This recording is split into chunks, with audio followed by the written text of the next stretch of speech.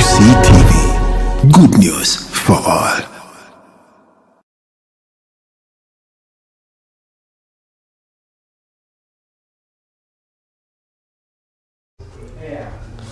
Hello, welcome to Uganda Catholic Television. My name is Innocent Lydia Nandira, and today we are basically going to be looking at the fast changing landscape, the latest call in the church. Yeah, and of course, you know, the church is not only fond of the priests and the religious people alone, but also those who are baptized are also part of the church. And today, for us to understand this more, we have been joined by Mr. Anthony Matega, the Vice President of UNCCLA, who is going to tell us more about this fast-changing landscape. Mr. Anthony Matega, you're most welcome. Thank you very much, Madam Lillian. I'm happy to be here tonight. Good evening, our dear viewers of Uganda Catholic Television. Thank you for welcoming us. Yes. Mr. Anthony, our dear viewers who are outside there, most of them don't know what this topic is about. Could you please tell us what the changing landscape is all about? Thank you very much, our dear viewers and our moderator. Today we're trying to examine. We are aware that the world is changing every day, and it's changing in different environments. The spiritual environment, the economic, the political, and everything. Nonetheless, we as Christians, we as Laity, we are not going to be removed from this world. We are part of that fast-changing world, that fast-changing landscape. So today evening, we are trying to examine or partly look at this fast-changing environment. But this time around, we are going to focus more on the pastoral landscape. It is changing quite very, very fast. And we might be reactive. But alternatively, if we are keen and we are able to read the signs of the day, as Jesus told us that please read the signs of the time, we as the members of the church, who include the priests, the religious and the laity, we have a duty to respond to that fast changing landscape. And basically we're looking at, we as the laity, what is our call? How are we responding to it? Why this time are we putting our emphasis on the laity? The laity constitute 99.9% of the church. The priests and the religious are 1%. But that 1% is quite very, very vital. Nonetheless, we can't ignore the 99.9%. Recall that we are priests, prophets, and teachers by virtue of our baptism. So now we have to look at the landscape that is changing. First of all, the first thing that is changing quite very, very highly is the family. When we look at the family in the former years and today, it is one of the institutions that is quite very fast changing. I'll give you an example. The family structures have changed. Traditionally, we know that the family is a father, a mother, and the children. And those form the nucleus family. We have got also the grandparents. Now today, this structure is quite changing. It is now a common phenomenon to hear about single parents. A single mother, a single father, families led by grandparents instead of being led by the parents themselves. So that is something that's quite very changing. Parenting is part of the family. It's quite changing. We are talking about absent fathers, absent mothers. Formerly, even the traditional word was housewife. Now we cannot talk about a housewife per se, because of the changing mobility in professions and everything. Today we are getting an issue concerning LGBT. It was unheard of some several years ago, at least here in the African continent, or particularly in Uganda. Now that's part of the things that have come into the family structures that's quite changing. When you go to some Western world countries, you hear about a family of 2 males, a family of 2 females, 2 males adopting a child, but they are saying they are in a marriage. So the family is quite changing. Parents, grandparents, and grandchildren. Former years, it was a question every holiday to the parents, grandparents, because they had their role. Today the family has totally changed. So, what is pastoral about that? Formerly, the child learned how to pray by seeing parents and grandparents pray. Is that the case now? Those are the questions we have to come to. The meaning of a Sunday and Sunday Mass was learned from the family. That's why you had even terms like Sunday best. On Sundays we used to put on the best. Today it may be the casual. You put in anyhow. That means Sunday meant a lot then. There was respect for the elders to do the family relationships. Today we have got cases whereby we talk about Okuyisamwe Gali. Actually. There's no respect for the elders. So what's our relationship? But starts down from the family. Stories about the faith were conducted through the parents, grandparents.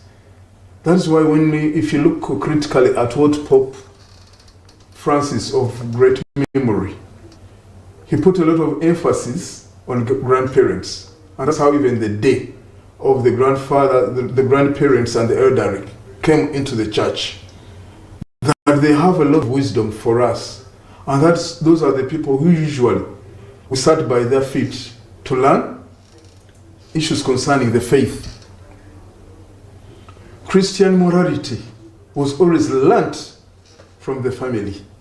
So when you look at the family structures, really the family is changing.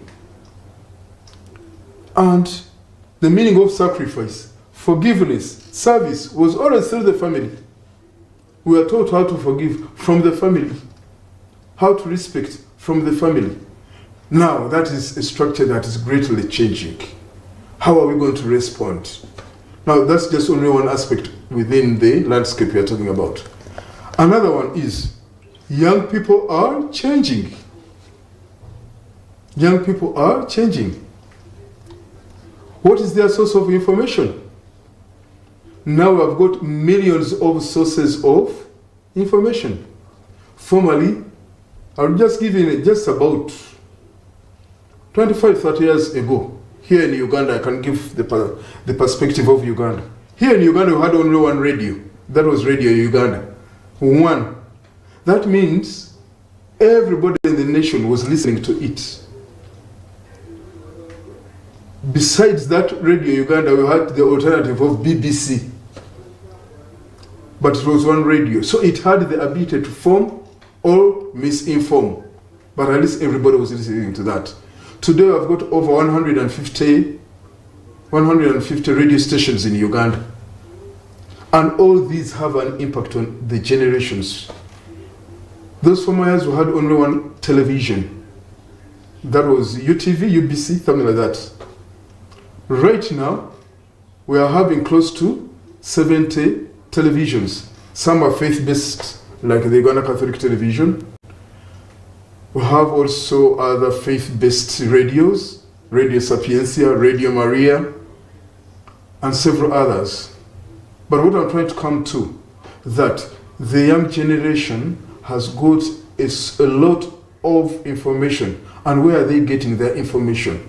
So that landscape has greatly changed. And it is what informs their decisions partly, their aspirations, their understanding of authority. Why is it easier today to just answer anybody who's with authority and who is given respect in society? Formerly it was easy, but now today it's no longer the case. That's why I talked about God.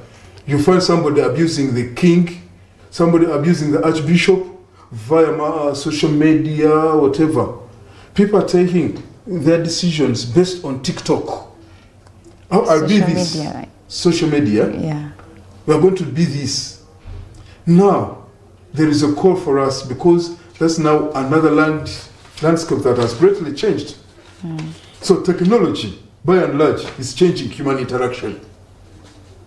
Technology is by and large changing human interaction. The digital world is now another territory altogether. Another territory altogether, which has also to be evangelized, which we have to use. Formerly, we are talking about a parish. I have to go to the parish. I have to go to the diocese. Nowadays, due to the mobility and everything and technology, we have also, now that's another territory which we have to evangelize, and which equally evangelizes.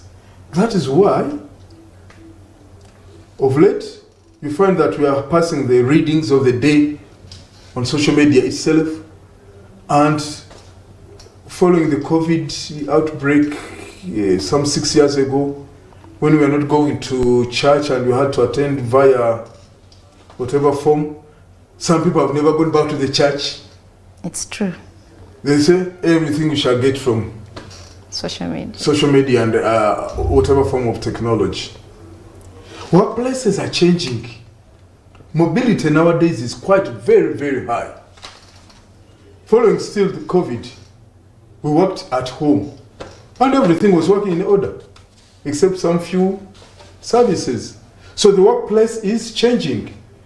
Most of our people spend most of their time, close to 60%, 70% of their time, at their place of work.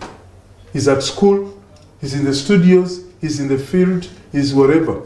It was not the case formerly. So that's another changing world altogether. The landscape is changing. So we have to look at these with a pastoral eye. Urbanization and mobility. When we look at present-day Kampala Archdiocese, it is almost, the whole of the Archdiocese is now almost urban. Because I'll go down as far as in PG, it is urban. I'll go down as far as the Rugazi, it is all urban. What we call really rural is very small. There's a lot of mobility from the rural to the urban. Now, with our places so congested, with the young population, Uganda has got close to 70% below the age of, was it 18? 18, something like that. How do we handle that pastorally as pastors? How do we handle that? Economic pressures are changing priorities. Does the economy have impact on our pastoral life? Yes. Because the economy determines who is poor, who is rich. If you are to build up structures, schools, church schools, hospitals, name it, churches, you see, we need to earn. But now in the economy, that's where we are finding issues concerning unemployment, inequality. The poor are becoming poorer, and the rich are becoming richer.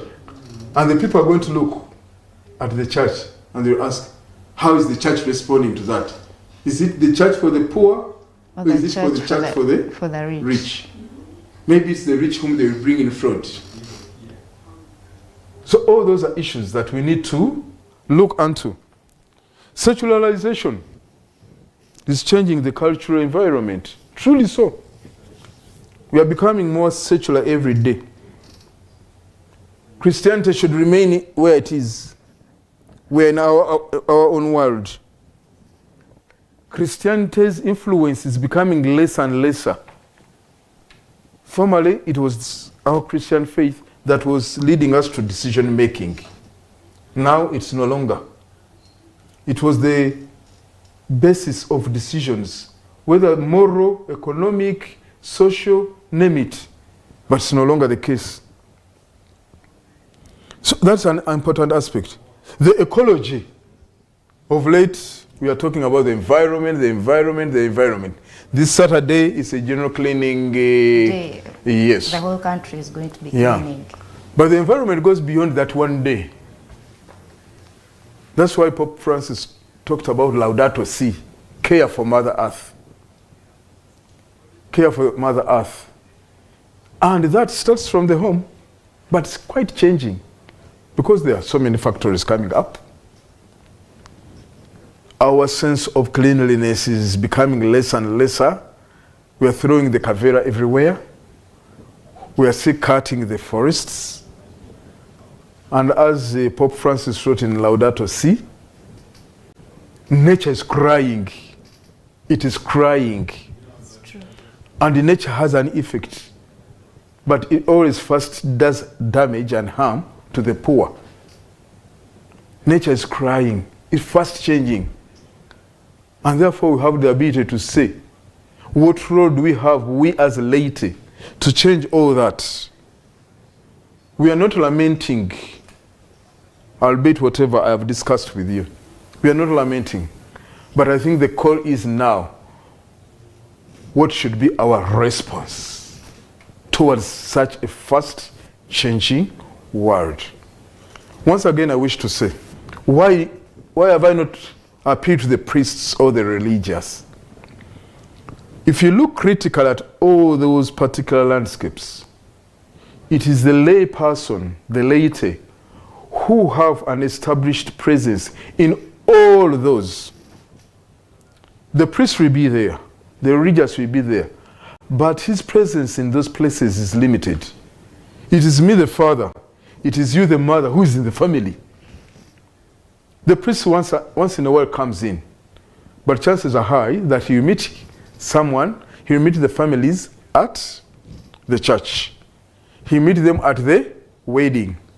He meet them at the burial, funeral. And of course, during the home visits. But even other questions arise. When should the priest now visit the homes? During the day? We are not there. We are all scattered all over. It's true. Is the priest going to come at night? Workplaces. Is he coming to our workplaces? No. We are the ones at the workplaces. So, by the time you say that there is a call in the church to the laity, we are simply saying, please, the laity, come and play your rightful role, because you are the people who are there. To build the church, actually. Through the church. Yeah. And wherever I stand as a Christian.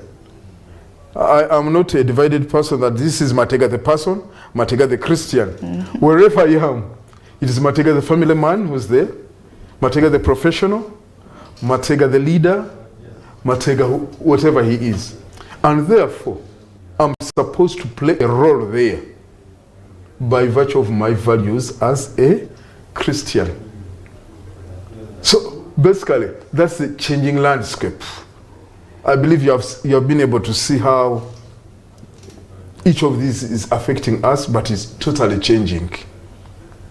And therefore now, our subject of discussion tonight is, what is our call? Should we lament? Continue crying over and over and over? The family is gone, whatever is gone. Is it in order? No.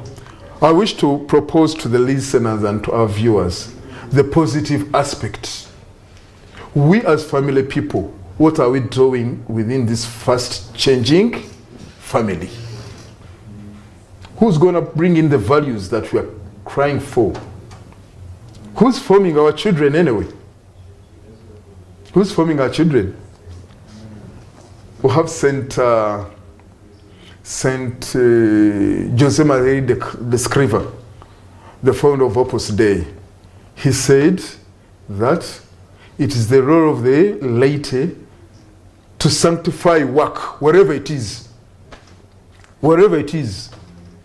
You don't need to be at the pulpit. The pulpit belongs to the priest. It's true. I don't need to be in the church in order the voice to come out. I am everywhere. If I'm in a hospital, are they seeing me as the Catholic doctor, that Catholic nurse, that Christian nurse, that Christian doctor? Such that people will say, it is worthy to go to that clinic to that hospital facility, to that healthy facility, because the way the doctors, the nurses, the health personnel handle you is really Christian. If there is corruption in society, who's responsible for it? But anyway, these values are going back to the family. Now, what's our call, we as Laity? Ladies and gentlemen, we are the ones who form the families. What values are we transmitting to our children? It's quite very important. The tendency nowadays is to relegate our duties and our obligations to the priest. Even catechesis to the priest and the catechist. Next, we send it to the school. And even we blame school authorities. You are not doing enough to discipline our children. But we are supposed to instill the first discipline back at home. And basics of etiquette and values. I mean, if you just bypass somebody without saying hi, are they greeting people anywhere at home? If whatever they see at home is shouting against father, between father and mother, and there's no respect before the children themselves, how do you expect that to get the reverse when it is at school? That's why the child, the student, shout at his teacher, his professor, whatever it is. Because character comes from home. Character comes from home. So these are values that we need to do something about. Even priests come from home, from the family. Families produce what they have. If you have very good priests, that means their families were good. If you have poor priests, it means there was a problem at home. Because this is somebody who is in the home for a solid 18 years plus. So, fathers, mothers, can we play our role? There is no single diocese in Uganda which doesn't have in its structures the family and marriage ministry. All the dioceses in Uganda, that position is there. Now we need to add extra value to that position. And we go beyond counting just statistics that so many were legally married in church. Being legally married in church doesn't mean that the families are going to be good families. We need to go beyond that. I have a feeling that even corruption starts from the family. I've already said it. The father steals from the place of work. He uses the same money to put up whatever buildings he has. And the child is watching. And says, minus this, my father doing this, he wouldn't do this. Actually, the child says it like, this is the way they're earning money. This is the way they earn money. Yeah. Perfect. Yesterday, I think today, even or yesterday, we've got a very funny case, and now I'm quoting the newspapers, whereby they are constructing a new road, Nakau Campage, something like that, and they put artificial graves so that there is compensation. Whereas there are no dead people within those, they are just cement slabs. And we are hearing about hundreds of millions being compensated for the removal of those graves, whereas there are no graves. Now you can imagine what's going on in our country. And it goes back to the family. Basics. Pope Francis said, we learn to say thank you in the family. It's true. And ingratitude is one of the signs of poor upbringing. So before we talk about the priests, the religious, the teachers and everybody, ladies and gentlemen, can we do something to what we belong to at the family? I think that's where we can start from. Yeah, actually, thank you so much, Mr. Anthony. So, basing on what you've given us and what you're telling our dear viewers outside there, so what is that changing landscape calling upon the laity? Can we provide more time for our families? Truly so, everybody is busy. And we talked about mobility.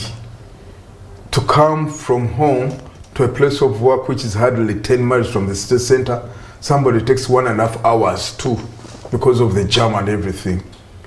So he has to move out 6 in the morning and return at 8 in the night, if you are lucky, that is back. Now, all through this time, who's handling the children? Restricted to the maid or somebody assisting you at home? Is he the one who's inculcating the values, Christian values? I remember when I was still in formal employment, early in the morning I had to take the children to school. But we made sure that we say our prayers when we were in the car. As soon as we enter the car, we start our prayers. By the time they reach home, school, we are through with the what? Because starting the prayers at home, we couldn't afford. My habit is that I'm aware that I'm going to arrive at home late. And then I call them and say, please start the prayers. That's where we start from. But whenever we get the chance, we need to do something about these values. Now we are talking about formation. Christian formation cannot start from the school, ladies and gentlemen. It cannot. Christian formation. But we are getting cases of catechism where the children are learning to say the grace for the meal. And he has to learn it at First Holy Communion instructions. That's not in order. And nonetheless, values have to be starting from home. Let's look at the second landscape. We talked about the youth, formation, and technology. Where do we get our aspirations as young men and women? The former years were as a question of, and I'm not being nostalgic, all those former years. I'm just being open that there was always a moment when people used to sit with their children. What is your aspiration? Where do you see your future? Of course, the landscape was a bit narrow, but today we said we are getting information from millions of sources. The newspaper, the bloggers, the TikTokers, the internet is bringing in. Who told you that everything that the internet brings in is...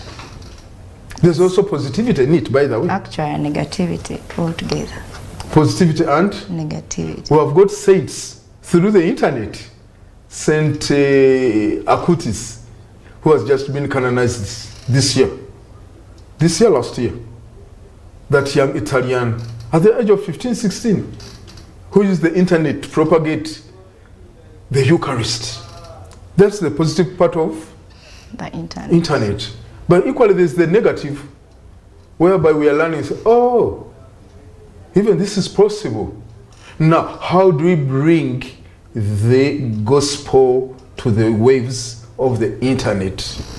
How do we bring the gospel, the values, Christian values, into the waves of the radio, into the waves of the television, into the waves of the telephone, such that I have no scare to see whatever I can see on my phone? How is this modernity, technology, shaping us? Looking forward to the day when you say, because I watched UCTV over this particular program over years, it converted me. I learned more about my Catholic faith when I was watching EWTN television. And hey, I found myself converting from Pentecostalism, for example, to the Catholic faith. Yeah. How do we influence that? I'm looking forward to that moment. Of course it's there, but it may be isolated. When somebody says, I got my vocation by virtue of seeing somebody who was doing it well. Dr. XYZ. I said I should emulate that doctor. Teacher XYZ. I should emulate that teacher. It's unfortunate that today, even we're abusing certain vocations. People are no longer feeling very proud to join the teaching vocation. And it's not even a profession, it's a vocation. So we, as the laity, how do we influence What role do we have in all this? If whatever is coming out on the net is negative about particular vocations, how shall we be able to get what we are supposed to get? We can't dispense away with the teacher, irrespective of whatever we do. So now we need to put back and be back to our roles. Where are the Catholic teacher training colleges?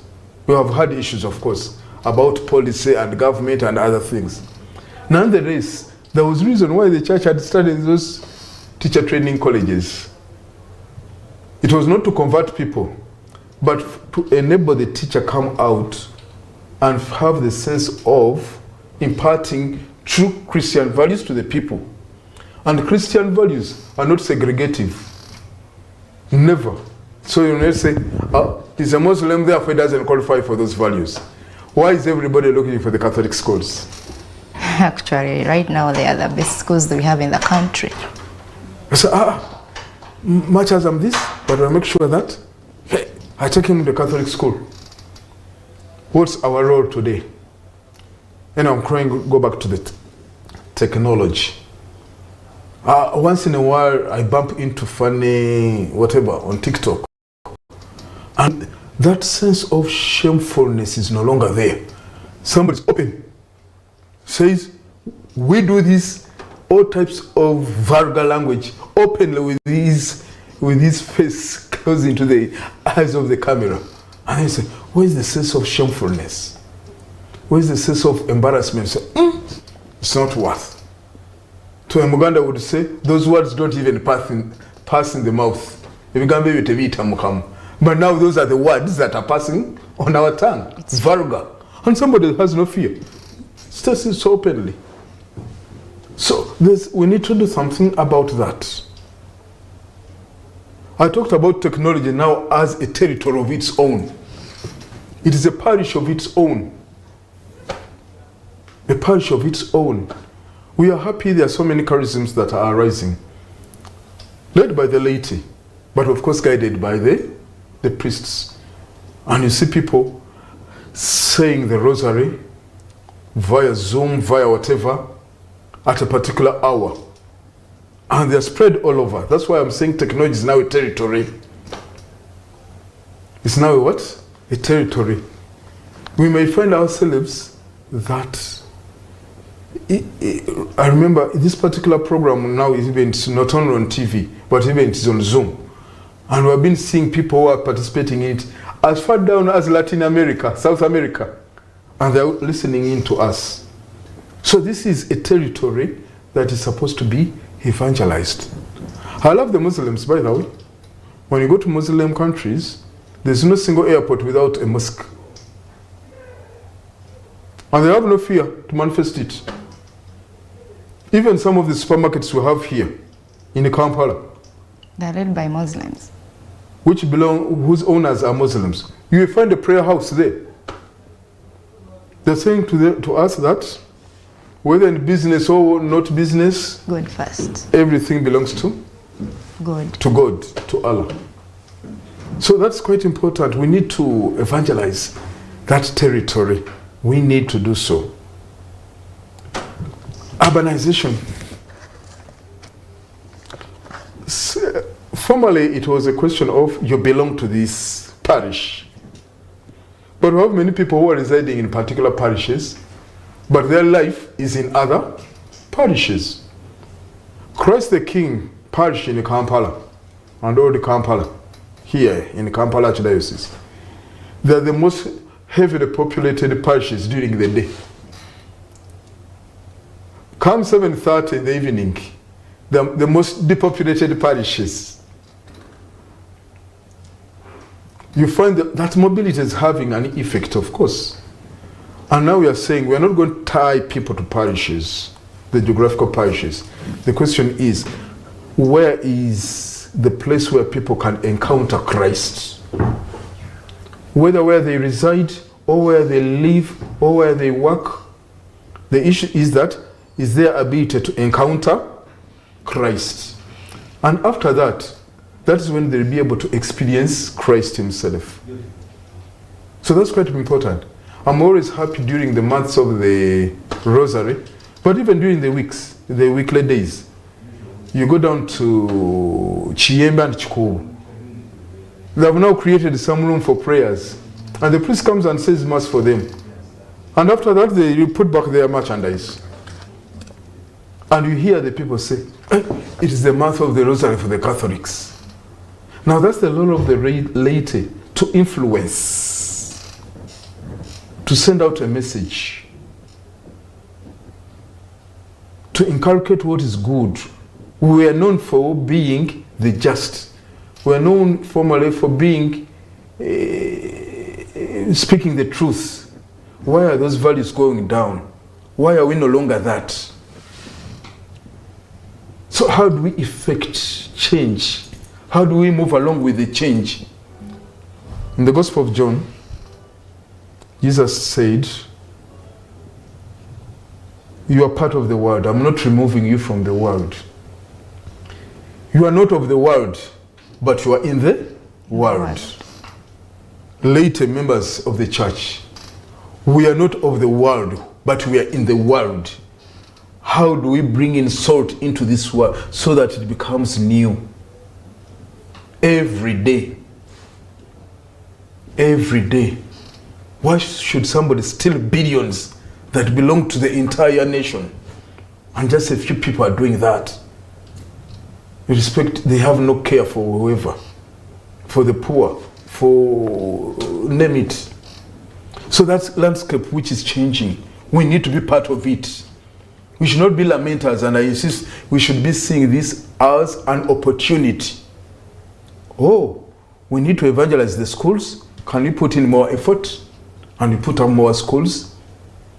We shall not dispense religion in our schools. Now imagine, today, in the name of academics, people say, religion, that one will be taught on weekends. It's a Christian school, whether Catholic founded or Anglican or what. And we shall handle, it's now academics. And the parents are simply, in this cleaning exercise, the SDAs put up their effort so clearly that they're not saying that the cleaning exercise is bad, no. But they are saying we have a special agency to our day of worship. Can we have that exception? And everybody listened and said, hey. Now, if it came to us, we would simply say, it's part of the, we don't mind. But to him, the Sabbath is quite very important. Where are the Catholics? Where are the Christians who can influence even the laws of the country? Do the laws of the country reflect our values as Christians? That's the fast changing world. And that's what we are looking at. So, it's the call that we become part of this. I'm so passionate about issues concerning the environment. I'm the president of Bethany Land Institute, and this institute is basically putting out the Laudato Si in practice. And we are looking forward to seeing Laudato Si clubs in all the schools. In all the schools. And everybody will be speaking environment, environment, environment. We cannot leave it to the people who are the foresters and everybody. The day I pick the Kavera at home, I become a Laudato Si fan. I become the environmentalist. The day I care for that tree, the day I'm keen about pollution, the environment. And whenever we said nature is good, but it is weeping now, groaning, and whenever it hits, it revenges badly. Floods, landslides, and should not discriminate between the poor and the rich. Can we all be concerned about our environment? Ladies and gentlemen, this is quite a very important and doesn't concern the land or the educated or non-educated. When it comes to the environment, we need to do something, we as the laity. If each parish, each sub-parish in the country could do something about the environment, and the environment, as I've said, is not only about planting trees, it goes beyond that. Of late now we are talking about integral development. Integral development. It is a call by the Holy Father to all of us. One of our priests has just been appointed by the Vatican to sit on that integral dicastery for integral development. Father Emmanuel Katongole, a professor in the US, but born here in Uganda and Kampala Diocese. But his language is environment. Environment. We are all envying Rwanda. It's very clean, they have planted their trees. We can do it here. Because that was not the Rwanda of the former years. Can we become clean from the home? And when I go from the home, from the room of the child, to the home, to the compound, to wherever I am, if you don't want kasasiro, rubbish, in your compound, why are you throwing it all over the road? Environment. And all our channels, water channels, are clogged. Environment. Of course, we are overpopulated. We are not overpopulated, by that way. We just need to put order wherever we are. So it's quite very important that we do something. Yes. Yes, so that has been an insightful conversation. So let us take a short break and we'll be back again to give you more on what you need to know about the latest call in the church. Thank you.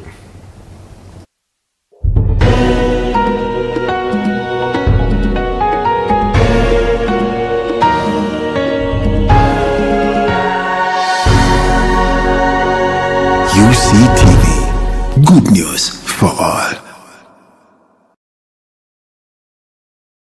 Every dream deserves a chance to grow. Every business deserves the right financial partner. For over 2 decades, Hofocam has been empowering individuals, families, farmers, and entrepreneurs across Western Uganda with affordable and reliable financial solutions. Whether you are growing your business, building your dream home, investing in agriculture, paying school fees, financing commercial expansion, accessing salary advances, or improving your home with clean energy and water, Hofocam has a loan tailored for you. With competitive interest rates, flexible repayment plans, professional financial guidance, and a commitment to improving livelihoods, visit any Hofocam branch today and discover how the right financing can transform your future. Business loans, housing loans, commercial loans, agricultural loans, salary loans, school fees loans, clean energy loans, wash loans. Hofocam Limited, microfinance for success.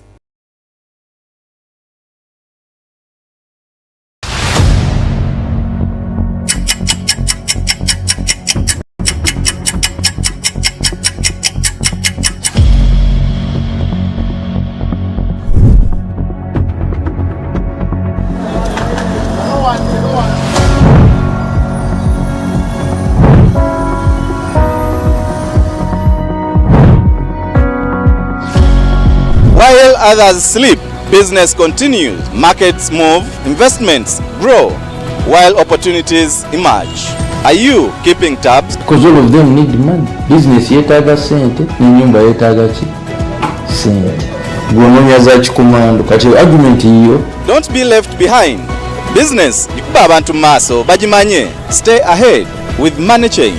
For all your latest business-related information, locally and internationally, with me, your host, Francis Lubega, every Tuesday from 8 p.m. here on UCTV. Good news for all.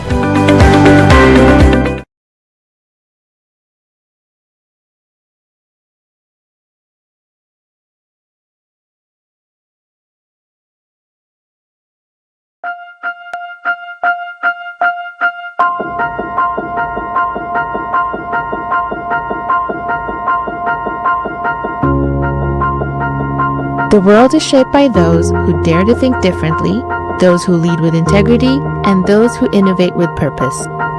At Uganda Matters University, we believe education is more than just knowledge, it is transformation. For over 30 years, we have nurtured visionaries, changemakers, and problem solvers who drive progress in communities and industries worldwide. From medicine to engineering, business to the arts, law to journalism, our programs are built to inspire, challenge, and prepare you for a future of impact. Excellence extends beyond the classroom. We celebrate diversity, nurture talent, and shape leaders who stand for more than just success. Because the future is not something that we wait for, it's something that we create. This is your moment. Your journey starts here. Enroll now. Visit us at www.umu.ac.ug. Uganda Matters University, making a difference.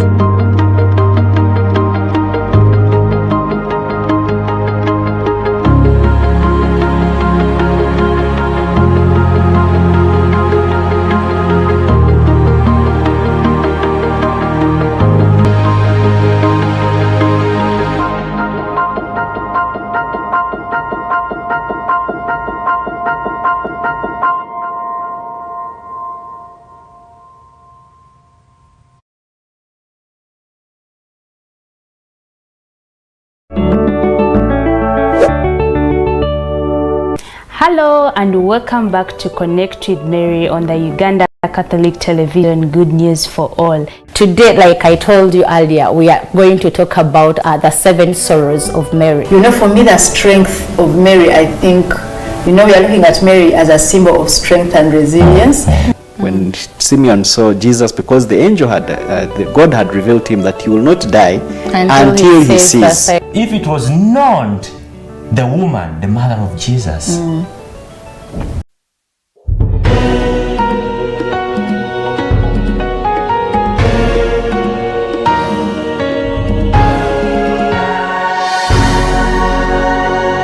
UCTV, good news for all.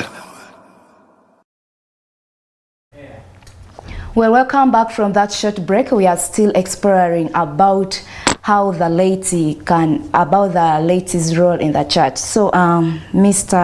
Anthony, how can the church equip the laity? Well, there are several fora where the church can equip the laity. And when we talk about the church, we are saying that we are the church. Let's look at the case for the youth, the young people.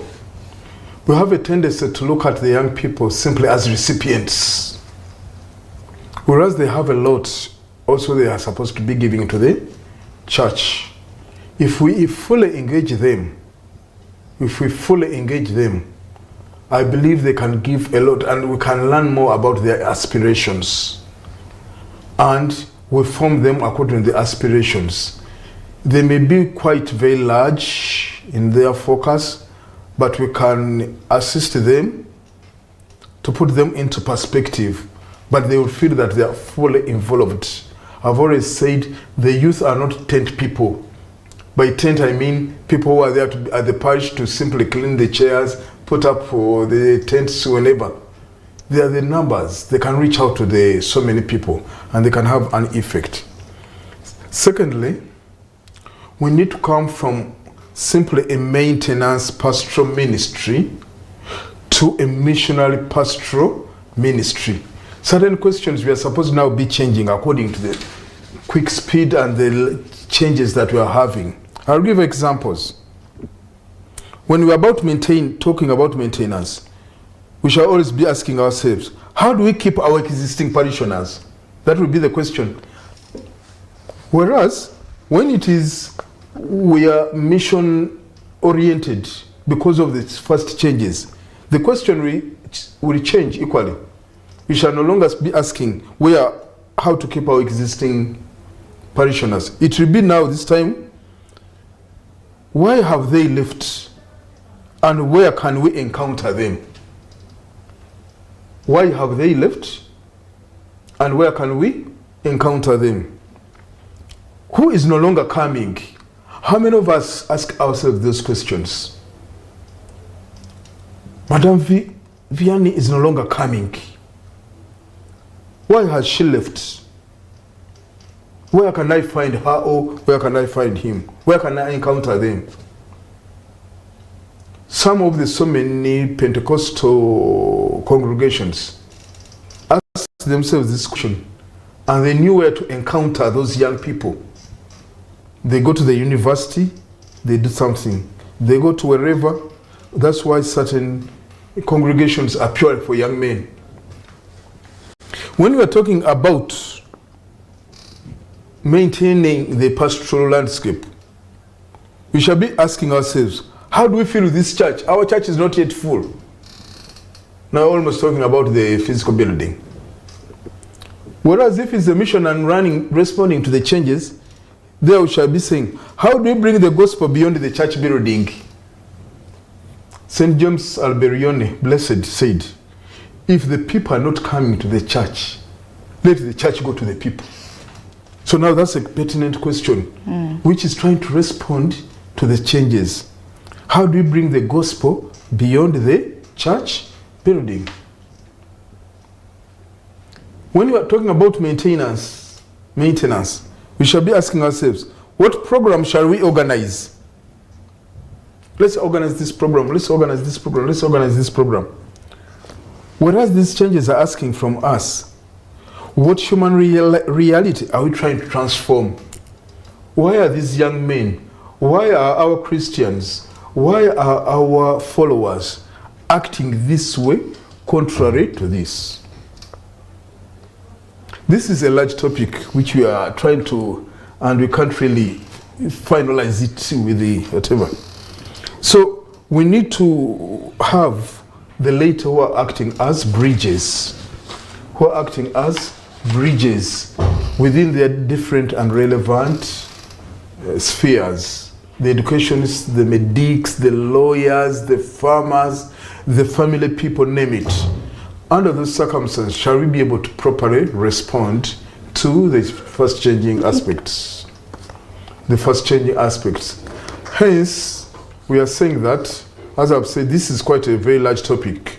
We just need to even compartmentalize it, divide it into different, and say, how does the church now respond when it comes to education in the circumstances of today? How do we respond, even in politics? Because it is in politics where decisions are made. But if you're not there and you don't have representatives there, or even when those who are there are already compromised and are not fully convinced of their own faith, it will be impossible that they influence decision. So ladies and gentlemen, we are very happy today evening that we are finalizing this, but we need to become protagonists to these changing landscapes in the different atmosphere. We greet our bishops, we greet our religious, our priests, and we are always grateful to UNCCLA, this series, and we're always grateful to Uganda Catholic Television. We encourage the people to watch it more and more and more. May the Holy Spirit reign with us. Amen. Yeah, thank you so much, Mr. Anthony Matega, for that great message that you've given to our viewers. And I hope with this, they have got to understand their role to the church. Yes, so we have come to the end of the show. I have been Innocent Helena Nandera, and don't forget to follow us on all our social media handles, on YouTube, on Zoom. We are always there to keep you updated. Stay tuned. Thank you.